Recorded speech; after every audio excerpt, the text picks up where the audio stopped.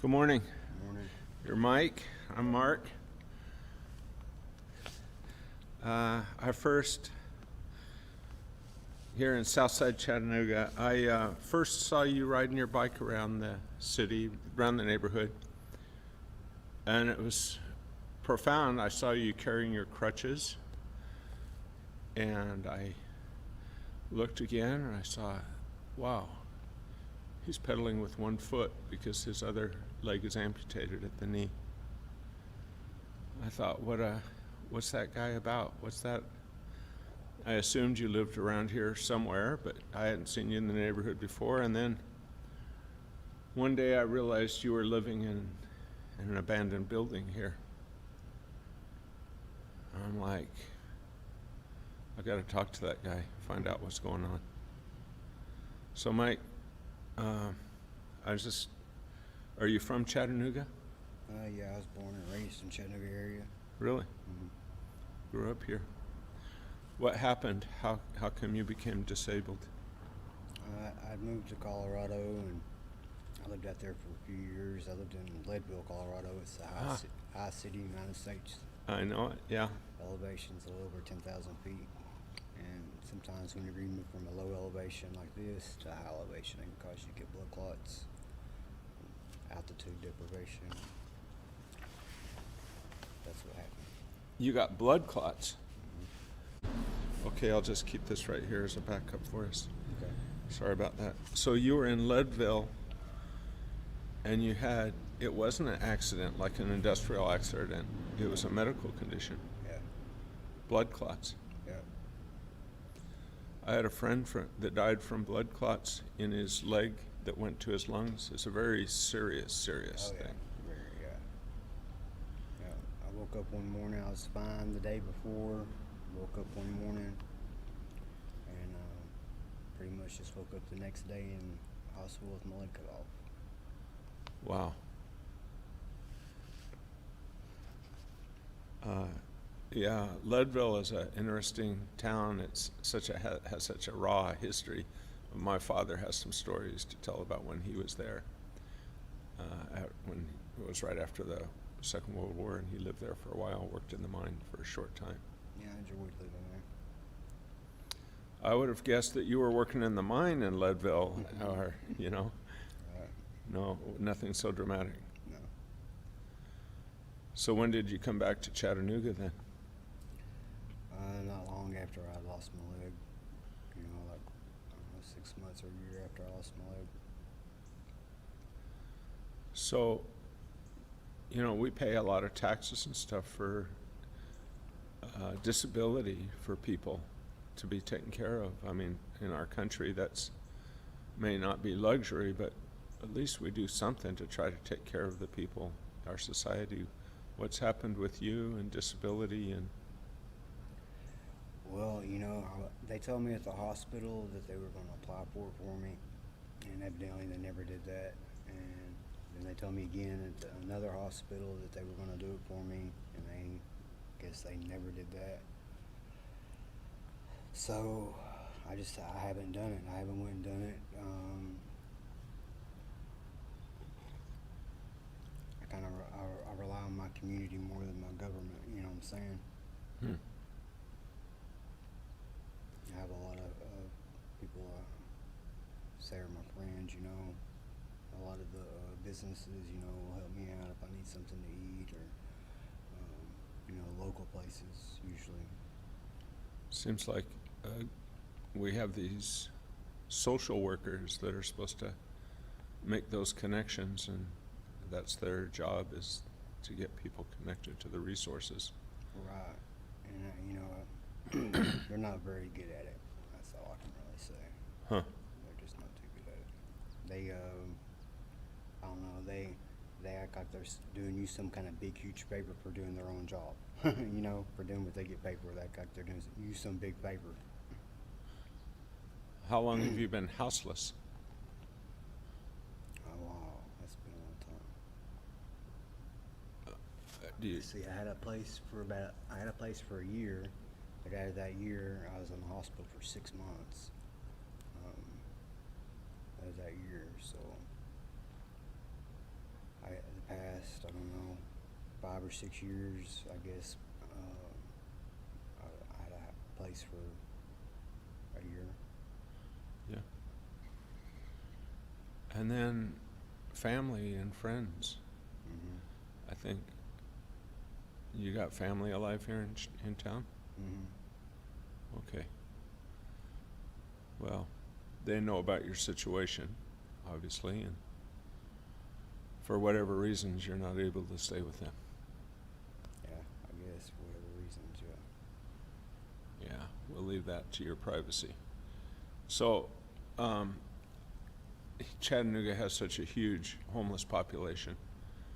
I mean, the tent cities and everything. And so, here I am, this average white, sort of middle class, and we observe people and their stereotypes and brief encounters with homeless people. And I mean, in this part of town, I get asked for money regularly. And some of them are just obviously on abusing, strung out on some substance. Mm-hmm. But not everyone. No. Not everyone at all. The people I've talked to and gotten to know, like you, are not. And I think it's just a really important thing to note, I guess whenever you become homeless and you lose everything that you have, and you really don't have any family back, helping you or talking to you, or really think you have any friends, you kind of just turn to something, I've been there, Mm-hmm. like drugs or alcohol, to kind of give you the motivation to even get up and live, you know what I'm saying?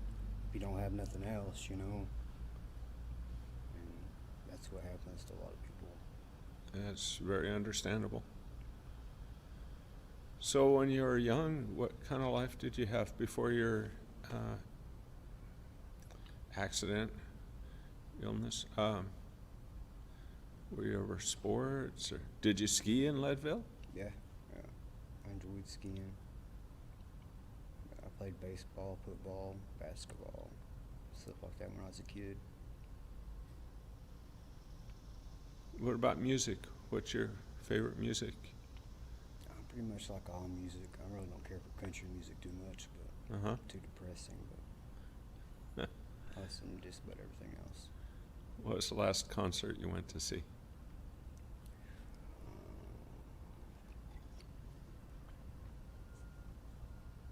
I've never been to actual concert, so.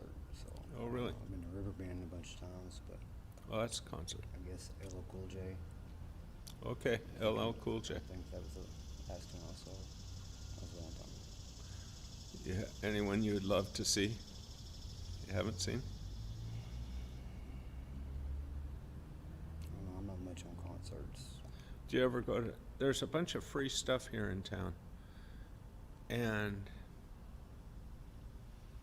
do you ever take the city up on that? Do you ever go to Nightfall? Mm-hmm. Yeah, I go to Nightfall almost every week. Oh, really? Mm-hmm. I just don't see you there then, because I'm there all the time too. Yeah, I usually just go over and look at all the motorcycles and cars. Mm-hmm. So you're probably in the back. I'm always right up front. Cool. That's, because not all of the homeless people do that. I've met people that just kind of like, well, that's for other people. And there's this identity that seems to get formed. Well, I'm part of the outcast. That's for the. Right, and that's how most of us feel about things like that. Yeah, Hmm.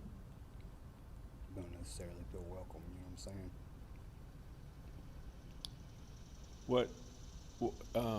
What do you feel about your future? You think? What could possibly be in your future? I have no idea. The disability thing. I don't know if that's something I want to do. I've made it this long without doing it, Mm-hmm. And I mean, like you said, you see me riding my bike. I'm really not too disabled. I think I could probably work. I'll see if I can get a job. In 2018, about, I'm trying to remember the year exactly. My job is carpentry, and my whole career has been based on my ability to do physical work. Mm-hmm. Well, I had some back problems, and I had a surgery in 2016 for my spine, and wow, it was so right for me, so I was able to resume work. And then about 2 years later, my left knee started going out. And first it was gradual, and then one day it tore. The cartilage in there just went, and I could hardly walk. I started using crutches, and it scared me the day I realized I was disabled. I could not go to work. It just scared me to my core. It's like, what am I going to do?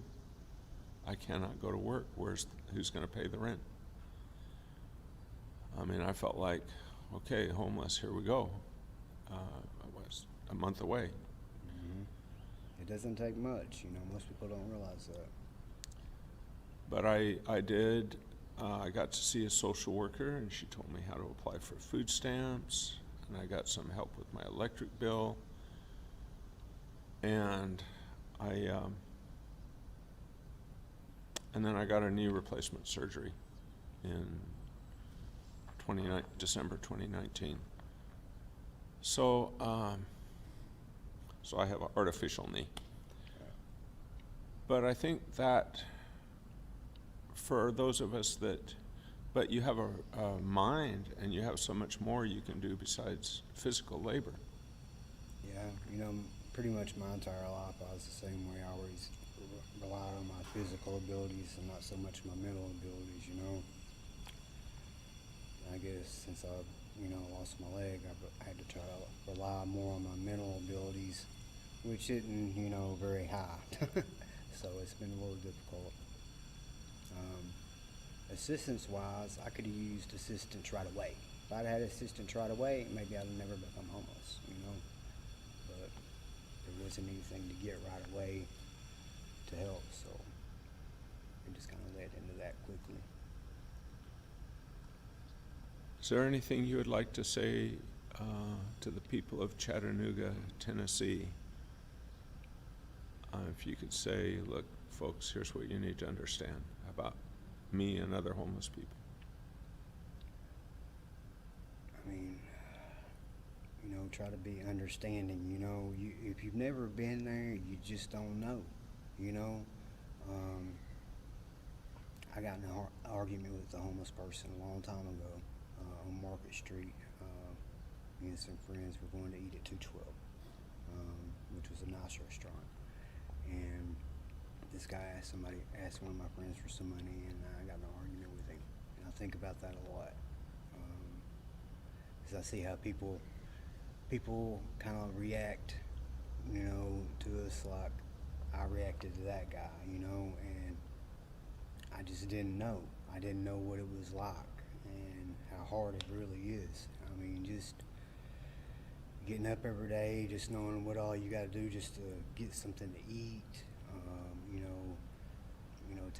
finding somewhere to take a shower is hard.